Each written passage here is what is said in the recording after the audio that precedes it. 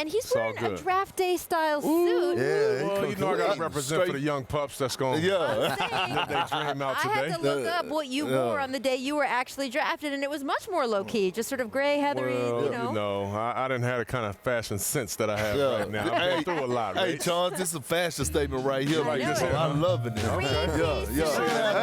With the fade. Grass on my head, you know what I'm saying?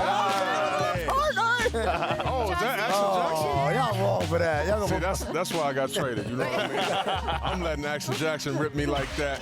Well, look, that's all right. That's really what I'm going to start out asking you, because I think there's a tendency for people to see today as set in stone. What happens today, the kids who go near the top, they're going to be the stars, and this is how their career is going to go. You're a great example that doesn't always work out that way. You were a top 3 pick, but you're traded in the middle of your rookie season. You're traded again your second season. People thought, oh, maybe his career is going this way. You end up being a champion, a finals MVP, a nominee for the Hall of Fame, someone who I am convinced will be in the Hall of Fame. It is not all decided on draft day one way or the other, right? Gave us a championship. They got hurt. We'll talk about that. I got hurt, I'll tell you right now. Yeah, I already know it. Played the Lakers again. It happens. Thank you.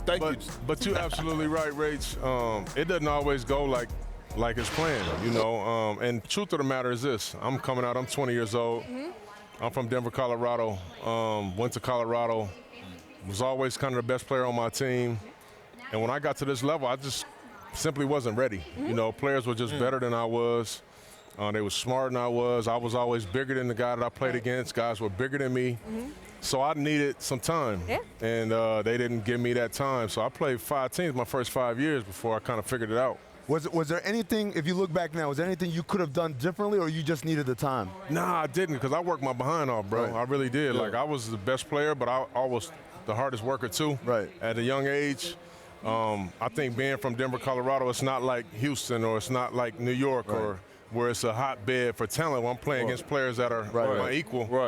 I just kind of dominated, you know, so it was just, it kind of played out that way, but I worked my behind off.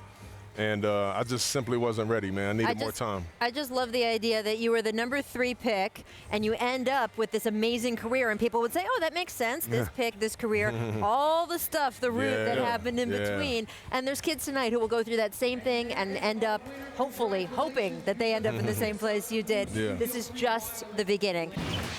Chauncey, who would you take with the 2nd overall pick? Because there's an expectation of Ja Morant, but there are people in the RJ Barrett camp.